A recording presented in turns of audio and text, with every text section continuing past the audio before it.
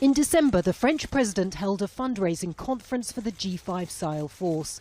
Back then, a promise of $100 million by Saudi Arabia added money already pledged by the EU, France and the US. But just over half of the $500 million targeted was raised. The funding shortfall prompted the president of one of the so-called G5 nations to call for more support earlier this month. It is urgent that this force be operational. The international community, whose serious decisions in Libya have had disastrous consequences for the security of our countries, must show greater solidarity with the Sahel. The joint military force known as G5 was launched last year by the leaders of Niger, Burkina Faso, Chad, Mali and Mauritania, and backed by France. Its 5,000 troops will work alongside UN peacekeepers in Mali and French soldiers already deployed in Sahel.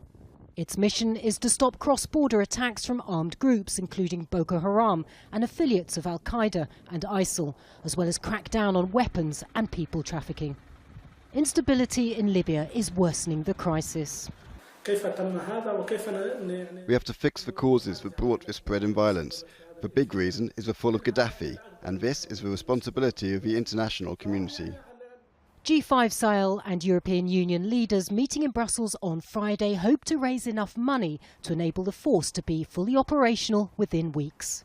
More money for the joint force is essential, but some analysts say it can only be successful if it's allowed to fully cooperate with the national and international forces already deployed. And its operations must go hand in hand with more development in the region, and it must win people's trust. It's vital that the rights of the people are respected. There must be proper training. You can't have troops, for example, who don't even speak local language. It won't work.